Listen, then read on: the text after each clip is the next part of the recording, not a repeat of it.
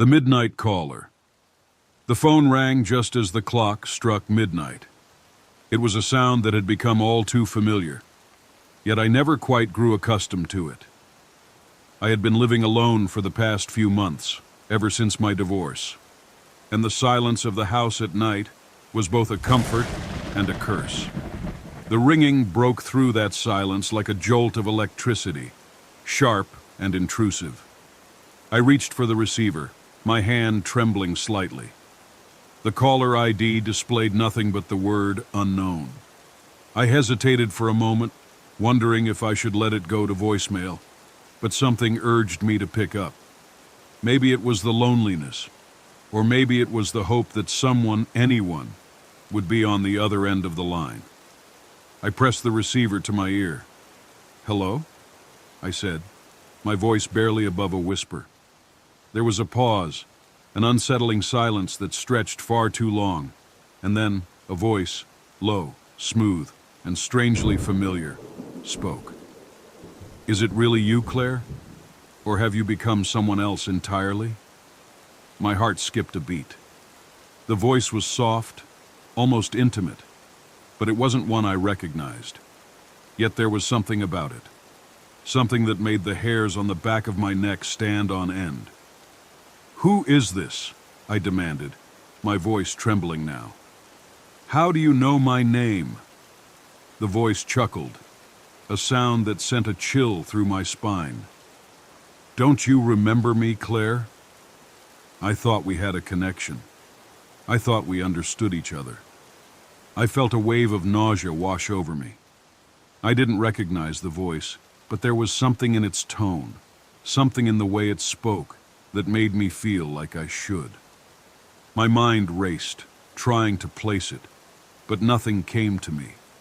I didn't know anyone who would call me at this hour, let alone speak with such familiarity. "I'm sorry," I said, trying to steady my breathing. "You must have the wrong number." But the voice only laughed again, this time with a hint of something darker. "No, Claire, I know it's you. I know everything about you. I know your fears, your regrets, your darkest secrets. I know what you did." A cold shiver ran down my spine. How could this stranger know anything about me? I had kept my past, my mistakes, buried deep within me, far from the reach of anyone else. And yet, this voice spoke as though it had access to all of it. "What do you want?" I asked, my voice barely a whisper now. The voice was silent for a moment, and I could hear the faint sound of breathing on the other end of the line, slow and deliberate. "I want you to remember, Claire," it said softly. "I want you to remember what you did. I want you to remember the promise you made." The words hung in the air, thick with meaning, and I felt my pulse quicken. A promise? What promise? I couldn't recall anything, but the more I thought about it, the more the words gnawed at me, like a distant memory trying to resurface. "Who are you?" I demanded, my voice shaking with fear. "What do you want from me?" The voice was quiet for a moment, and then it spoke again, its tone now dark and threatening. "I want you to remember, Claire. I want you to remember the price you paid." And then, as suddenly as it had begun, the line went dead. The silence that followed was deafening. I sat there staring at the phone in my hand, my mind racing. Who was that? What did they mean? And how could they know so much about me? I tried to shake off the feeling of dread that had settled over me, but it lingered, like a shadow that refused to leave. I looked at the clock. It was still just after midnight. I felt a strange compulsion to check the caller ID again, but when I did, it was the same as before. Unknown. I tried to dismiss it as a prank, some sick joke, but as the days passed, the calls continued. Every night, without fail, the phone would ring at exactly midnight. Each time, the voice on the other end would speak with that same chilling familiarity, reminding me of things I had long since buried. At first, it was small things, Details about my life that no stranger should know. My favorite childhood toy. The name of my first pet. The street I grew up on. But as the days wore on, the voice began to delve deeper, revealing things I had never told anyone. Things I had never even thought about in years. "You remember that night, don't you, Claire?" the voice would whisper. "The night you swore you'd never tell anyone. The night you left him there." Each time the voice spoke, the memories came flooding back. Memories of a night I had tried to forget. A night when I had made a choice that had haunted me ever since. I had promised myself I would never speak of it, that I would bury it deep inside and never let it see the light of day. But now, the voice was dragging it all back to the surface, and I couldn't escape it. One night, after weeks of torment, I decided to confront it. I picked up the phone, my hands shaking with fear and anger. "Who are you?" I demanded, my voice trembling. "What do you want from me?" The Forgotten Room. When Emma and Lucas first toured the house, it seemed perfect. The sprawling garden, the high ceilings, and the quiet neighborhood were everything they had dreamed of. The house, though old, had been well maintained, and its charm was undeniable. They had signed the papers within days, eager to settle into their new life. But it wasn't until after they moved in that they began to notice the strange details, the creaks in the floorboards at night, the draft that seemed to seep from nowhere, and the unsettling silence that filled certain rooms. One room in particular caught their attention. It was a small, nondescript door at the end of a hallway, tucked away behind a faded tapestry. It was locked, and there was no key in sight.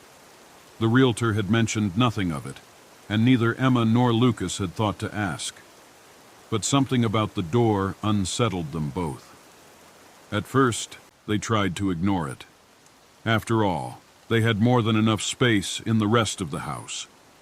But as days turned into weeks, the door became an obsession.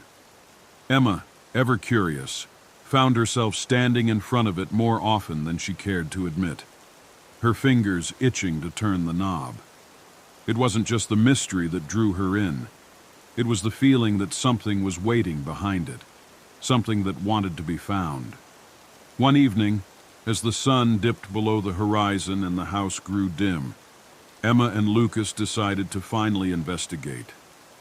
They had found an old key in a drawer in the attic earlier that day, and they were certain it would fit the lock. The air felt thick with anticipation as they approached the door, the silence pressing in on them like a weight. Emma's hand trembled as she slid the key into the lock, the metal scraping against the rusted mechanism. With a soft click, the door creaked open. Beyond it lay a small, dust-choked room. The walls were lined with old, yellowed wallpaper that had long since begun to peel away. The floor was covered in a thick layer of dust, and a faint, musty smell hung in the air. It looked like nothing more than an abandoned storage room, filled with forgotten relics of the past. But as they stepped inside, Emma's eyes were drawn to a large, heavy chest in the corner of the room, its surface scratched and worn, as though it had been moved many times. "What is this place?" Lucas murmured, his voice barely above a whisper. Emma didn't answer. Instead, she walked toward the chest, her heart racing. She bent down to open it, her fingers brushing the cold, worn surface. The moment she touched the latch, a chill ran down her spine, as though something inside the chest was aware of her presence. She hesitated, but only for a moment before lifting the lid. Inside, the chest was filled with old, tattered clothing, dresses, coats, and shoes that looked as though they had been left behind long ago. But beneath the clothes, something else caught her eye. A small, leather-bound book, its pages yellowed with age. Emma reached for it, her fingers brushing against the cover. The book was cold, unnaturally so, and as soon as she touched it, she felt a wave of unease wash over her. "Emma, maybe we should leave this room," Lucas said, his voice strained. He had stepped back, his eyes darting nervously around the room. "This place feels wrong." But Emma, driven by a mix of curiosity and an inexplicable sense of dread, opened the book. The pages were filled with strange symbols and drawings, the ink faded but still legible. As she flipped through the pages, she felt the air grow colder, and a whispering sound seemed to emanate from the walls, as though the house itself was speaking to her. "Emma, stop!" Lucas cried, but it was too late. The whispers grew louder, more insistent, until they filled the room, echoing in her mind. Emma felt a pull, a compulsion to read the words aloud. Her lips moved on their own, the words slipping from her tongue like a chant. The air grew heavy, the shadows in the room lengthening, stretching toward her. Suddenly, a cold hand grasped her wrist, pulling her away from the book. She gasped, spinning around, but there was no one there. Lucas was standing several feet away, his face pale and his eyes wide with terror. "Did you see that?" Emma asked, her voice shaking. Lucas didn't answer. His eyes were fixed on something behind her, his body rigid with fear. Emma turned slowly, her heart hammering in her chest. The room was no longer empty. A figure stood in the far corner, its shape indistinct, shrouded in shadow. It was tall, impossibly tall, its limbs unnaturally long. The figure's face was obscured, but Emma could feel its eyes on her, cold and unblinking. It did not move, but it was watching, waiting. Who are you?" Emma whispered, her voice barely audible. The figure did not respond. Instead, the air around them grew colder, and the shadows deepened, as though the room itself was closing in. The walls seemed to pulse, the whispers growing louder, more frantic. The last train. It was a typical evening when James boarded the last train home. The city had grown quiet, the streets emptying as the late hours settled in. He was exhausted after a long day at work, the weight of the world pressing down on his shoulders as he stepped onto the nearly empty train. The flickering lights overhead cast a dull glow on the polished metal seats, and the air smelled faintly of stale coffee and old newspapers. He found a seat by the window and sank into it, hoping for a quiet ride home. As the train lurched forward, James glanced at his watch. It was well past midnight, and the train car was nearly deserted. Only a handful of passengers were scattered throughout, most of them with their heads down, eyes closed, or lost in their own worlds. There was an eerie stillness in the air, as if the city itself had been swallowed by the night. The train sped through the darkened tunnels, the sound of the wheels clicking rhythmically against the tracks. James closed his eyes, trying to relax, but a strange unease began to settle in his chest. It wasn't the train itself, it was the passengers. There was something off about them, something that made his skin crawl. They sat motionless, their eyes vacant, as if they weren't really there at all. James tried to shake off the feeling, telling himself it was just the exhaustion playing tricks on his mind. But then, as the train passed through a tunnel, the lights flickered, plunging the car into darkness for a brief moment. When they came back on, the atmosphere had shifted. The passengers were no longer just sitting idly. They were staring at him, unblinking, their eyes wide and unseeing, as though they were aware of his every movement. The hairs on the back of James's neck stood on end. He tried to ignore them, pulling his coat tighter around him as the train continued its journey. But the feeling of being watched was overwhelming. His heart began to race, and he glanced nervously at the other passengers. There was an elderly woman sitting across from him, her hands folded neatly in her lap, but her eyes were wide open, fixed on him with an intensity that made his stomach churn. A man in a suit sat 2 rows ahead, his head tilted slightly, his mouth twitching as though he were about to speak. but no sound came. James shifted uncomfortably in his seat, his mind racing. This wasn't right. The train should have stopped at the next station by now, but the scenery outside the window had remained unchanged. The same dark tunnels, the same flickering lights. The train had been moving for far too long. He glanced at his watch again. It was still well past midnight, but the time seemed to be stretching, as if the hours had been suspended in the air.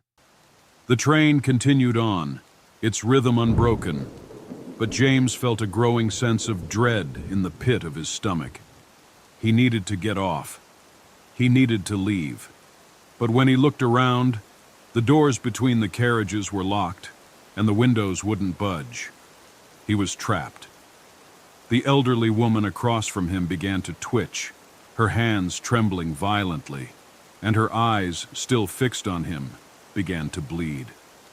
Dark, viscous liquid dripped from the corners of her eyes, pooling in her lap. James recoiled, his breath catching in his throat. The man in the suit slowly turned his head toward him, his lips curling into a grotesque, silent smile, and then he began to laugh. But it wasn't a laugh. It was a low, guttural sound, like something scraping against stone. James jumped to his feet, his heart pounding in his chest. "What's happening?" he shouted, his voice echoing through the car. But no one answered. The passengers remained motionless, their eyes following him as he paced back and forth, his panic rising. The train suddenly lurched, throwing him off balance. The lights flickered again, and when they came back on, the car had changed. The walls were now covered in dark, wet stains, and the air smelled of something rotten. The floor beneath his feet was slick, as though it had been soaked in blood. The passengers were no longer sitting. They were standing, their limbs stiff and unnatural, their eyes wide and unblinking, their faces twisted in grotesque expressions of agony. James backed into the corner of the car, his mind racing for an explanation, but none came. The train didn't stop. It never stopped. The rhythmic sound of the wheels on the tracks had become a constant, a maddening beat that echoed in his skull. The passengers, now moving slowly toward him, were whispering, low, indecipherable murmurs that seemed to come from everywhere at once. One of them, a woman with dark, hollow eyes, reached out to touch his arm. Her fingers were cold, like ice, and when she spoke, her voice was a rasping whisper that scraped against his ears. "You can't leave," she said, her lips curling into a twisted grin. "This train, it doesn't stop. It never stops." James tried to pull away, but the woman's grip tightened, her nails digging into. The last wish. Elliot Hale had always been a man of practicality. He worked a steady job, lived in a modest home, and kept to himself, avoiding the frivolous dreams and desires that many of his peers indulged in. Life, for him, was about balance and order. Nothing more, nothing less. Yet despite his careful nature, he had often found himself yearning for something more. A life beyond the mundane. A life of excitement, of meaning. He just never knew how to reach it. One evening, while browsing through a local antique store, Elliot stumbled upon an object that seemed to call to him. A small, intricately carved box, its surface etched with symbols he didn't recognize. The box was old, worn, and despite its age, it radiated an unsettling energy. The shopkeeper, an elderly man with a knowing look in his eyes, seemed almost too eager to sell it. "You'll find what you seek in this," the shopkeeper said cryptically, his voice low and raspy. "But be careful, young man. It grants one wish, but the price is steep." Elliot, intrigued but skeptical, purchased the box without much thought. It wasn't the first strange object he had bought, after all. He had no idea what it was, nor did he care. It was just another trinket for his collection. That night, as he sat in his apartment, staring at the box in his hands, Elliot felt an odd compulsion to open it. The moment his fingers touched the latch, a rush of cold air filled the room, and the symbols on the box began to glow with an eerie red light. The room seemed to warp around him, the shadows lengthening, twisting into unnatural shapes. A voice, deep and guttural, echoed in his mind. "You have one wish, mortal. Speak it, and it shall be granted. But know this, the price is yours to pay." Elliot's heart pounded in his chest, but the promise of something greater, something more than his mundane life, called to him. Without thinking, he blurted out his wish. "I wish for wealth, to never have to worry about money again, to live a life of luxury." The moment the words left his lips, a sense of satisfaction washed over him. It was done. His wish had been granted. But as the room returned to normal, a lingering sense of unease remained. Something was wrong. Something had shifted. The next morning, Elliot's life changed in ways he couldn't have imagined. A letter arrived, informing him that he had inherited a vast fortune from a distant relative he had never heard of. Within days, his bank account swelled to unimaginable numbers. He was suddenly able to buy anything he wanted: luxurious cars, a mansion by the sea, and endless vacations to exotic places. He had everything he had ever dreamed of. But as the days passed, the cost of his wish began to reveal itself. It started small at first, a minor inconvenience here and there, an unexpected bill, a strange illness that would not go away. But then it escalated. People around him began to change. His friends, once loyal and kind, turned distant, their faces warped by an unspoken resentment. His family, whom he had once been close to, began to argue bitterly over trivial matters. The joy he had once felt in his newfound wealth quickly turned to emptiness, as everything he had once cared about unraveled before his eyes. One evening, as he sat alone in his mansion, staring at the vast fortune he had accumulated, Elliot realized the truth. The artifact had not just granted his wish, it had tied him to something far darker. The more wealth he accumulated, the more the world around him crumbled. His wealth had become a curse, a chain that bound him to a demonic force that fed on his every desire. In the reflection of his mansion's grand mirror, Elliot saw something that made his blood run cold. A shadow, tall and distorted, standing behind him. It was the figure from the box, the one that had granted his wish. Its eyes burned with a malevolent fire, and its voice, now clear and unmistakable, echoed in his mind. "You sought wealth, mortal, but what you did not understand is that everything of value must be taken, and now you will pay the price." The price was not just the destruction of his relationships or the unraveling of his life. No, the price was far more terrifying than that. As the days wore on, Elliot began to lose his very sense of self. His reflection in the mirror grew more distorted, his features twisting into something unrecognizable. His mind, once sharp and clear, became clouded with dark thoughts, his every waking moment consumed by a hunger for more. More power, more wealth, more everything. But the more he took, the more he lost. His once pristine mansion began to decay, the walls growing moldy and damp, the air thick with a foul stench. The servants who once catered to his every whim now avoided him, their eyes filled with terror. He could hear whispers in the corners of the rooms, voices that spoke of his inevitable doom. Elliot's health began to deteriorate as well. His skin grew pale, his body frail, as though the lurking presence. It began with a dream, a vivid, terrifying dream that haunted me for days after I woke. In it, I was standing in a dark, fog-choked forest, the trees twisted and gnarled like ancient hands reaching out to grasp me. There was something watching me, something lurking in the shadows, its eyes glowing faintly in the dark. I could hear its breath, slow and labored, as it crept closer, but I couldn't move. I was frozen, trapped in the dream, unable to escape. When I awoke, the fear lingered, gnawing at the edges of my mind. But I was an artist, and I had long learned to channel my fears and anxieties into my work. I went to my studio that morning, determined to shake off the unease and create something beautiful, something that would cleanse my mind of the nightmare. But as my brush touched the canvas, the image of the creature from the dream appeared, unbidden, as though it had been waiting for me. I painted it without thinking. Its long, spindly limbs, its twisted form, its eyes glowing with an unnatural light.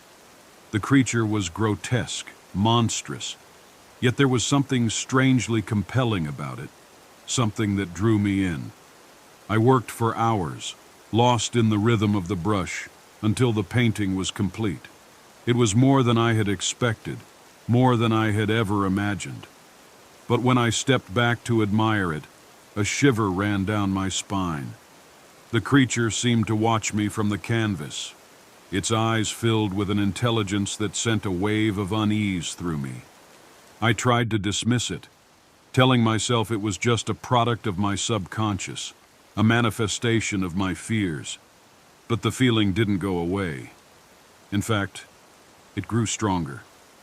That night, as I lay in bed, I couldn't shake the feeling that the creature was still with me, that it was waiting, watching, lurking just beyond the edge of my vision.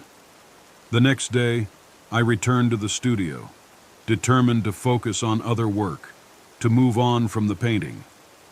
But as I entered the room, I froze. The creature was no longer confined to the canvas. It had bled out into the studio, its twisted form stretching across the walls, its eyes following me wherever I went. It was as though the painting had come to life, its presence filling the room, suffocating me with its malevolent energy. I tried to leave, to escape the studio, but the door wouldn't open. The walls seemed to close in around me, and I could feel the creature's presence growing stronger, pressing in from all sides. I stumbled backward, my breath coming in ragged gasps, and when I turned to look at the painting, I saw it. Its form was no longer static, no longer confined to the canvas. It was moving, shifting, as though it was trying to step out of the frame. I couldn't breathe. I couldn't think. All I could do was stare at the creature as it slowly, deliberately began to reach toward me. Its limbs stretched unnaturally, its fingers elongating like claws, and I could hear its breath, heavy and wet, as it came closer. "Get away from me!" I screamed, but the words seemed to be swallowed by the air, absorbed by the creature's presence. It was no longer just a painting. It was real. I backed away, my heart pounding in my chest, but the creature followed me, its eyes locked on mine, its movements deliberate and unnerving. I ran for the door again, desperate to escape, but the room was no longer the same. The walls had shifted, the space had warped, and I was trapped in a nightmare of my own making. The creature's breath was hot on my neck now, its presence suffocating. I turned around, and there it was, standing just inches from me, its twisted face inches from mine. I could feel its cold, clammy skin against my own, and I could smell the rot of its breath, the decay of something ancient and evil. I screamed again, but this time the sound was drowned out by the creature's low, guttural growl. It reached out, its claws scraping across my skin, and I felt a surge of pain as they tore into me. I stumbled backward, but there was nowhere to go. The room was closing in, the walls pressing against me, the creature's presence overwhelming. And then, just as I thought I was about to lose myself completely, everything stopped. The creature vanished. The room returned to normal, and I was left standing there, panting, covered in sweat, my body trembling with fear. I looked around, disoriented, but there was no sign of the creature. The painting was still on the wall, its grotesque form staring back at me, but it was no longer alive. It was just a painting again, just a painting. But I knew the truth. The creature was still out there, still watching me, still waiting. It had followed me from the dream, and now it had become a part of my reality. I had unwittingly unleashed it, and now it was bound to me, bound to my every thought, my every movement. I tried to destroy the painting, to burn it, to rid myself of the creature's presence, but no matter what I did, it always returned. The creature was always there. The man in the mirror. When Clara and her husband David moved into the old Victorian house on the edge of town, it was meant to be a fresh start.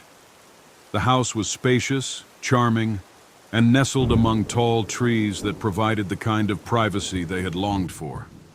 The walls, though weathered with time, seemed to hold a certain elegance, and the large mirrors that adorned every room reflected the grandiosity of the space. But from the moment Clara stepped inside, she felt a strange unease, something she couldn't quite place. The first few days were filled with the excitement of unpacking and arranging their new life. But it wasn't long before Clara began to notice something odd. At night, when the house was quiet and the shadows crept across the floor, she would catch glimpses of something in the mirrors, something that wasn't quite her own reflection. It started small, just a fleeting shadow in the corner of the glass. At first she thought it was a trick of the light, or perhaps a figment of her tired mind. But the more she looked, the more she realized it wasn't just a shadow. It was a figure, a man standing just behind her in the reflection, his face obscured by the darkness. His presence felt cold, unnatural, and as the days passed, Clara began to see him more and more often. One evening, after a long day of unpacking, Clara stood before the mirror in the hallway, brushing her hair. She had grown used to the strange feeling of being watched, but tonight, the sensation was stronger than ever. She caught her reflection in the glass, her face pale and tired, her eyes dark from lack of sleep. But as she looked closer, she saw him, the figure, standing behind her. His features were obscured, as though the reflection itself was too afraid to reveal his face. But Clara could see his eyes, dark, empty, like voids of pure blackness, staring at her with an intensity that made her skin crawl. Her breath caught in her throat, and she spun around, but there was nothing behind her, just the empty hallway. Her heart raced, and she quickly left the mirror, telling herself it was nothing, just her imagination. But deep down, she knew it wasn't. Something was in the house with her. That night, as Clara lay in bed, she heard a soft voice, barely a whisper, calling her name. She sat up, her pulse quickening. The voice came again, more insistent this time. "Clara," it murmured. She froze, her eyes scanning the darkness of the room. It wasn't David. He was fast asleep beside her, his breathing steady and calm. The voice seemed to come from nowhere, echoing in the room, but she knew it was the man from the mirror. "Who are you?" she whispered into the darkness, her voice trembling. The voice responded, low and guttural, as though it were coming from deep within the earth itself. "You're not supposed to be here, Clara. You don't belong." Clara's heart pounded in her chest. She felt the weight of the words, the coldness of the presence that lingered in the room. She turned to David, but he didn't stir. It was as though the house had swallowed him whole, leaving her alone with whatever was haunting her. The next day, Clara tried to shake off the fear that had gripped her the night before. But as she went about her day, the shadow in the mirror became more persistent. She saw it at every turn, lurking behind her, waiting. And each time, the figure seemed to grow clearer, more defined. His presence grew stronger, as though the very air around him was thick with dread. One evening, As Clara stood before the mirror in the living room, she saw him again. This time, his face was clearer, pale, gaunt, with hollow eyes that seemed to pierce through her. His lips parted, and for the first time he spoke. "You shouldn't have come here, Clara," he said, his voice a rasping whisper. "This place is mine, and you are mine now." Clara's blood ran cold. She backed away from the mirror, her heart racing, but the figure did not vanish. He remained, standing in the reflection, his eyes never leaving hers. "Why are you doing this?" she cried, her voice breaking. The man's lips twisted into a smile, a grotesque, unnerving grin that stretched too wide. "Because you called me here," he replied, his voice echoing in her mind. "You brought me back." Clara's mind reeled. She couldn't remember ever calling out to anything, let alone a shadowy figure in a mirror. But as she stood there, trembling, a flash of memory struck her. When she and David had first moved in, they had found an old, dusty journal hidden in the attic. The previous owners had left it behind, and Clara had been curious enough to read a few pages.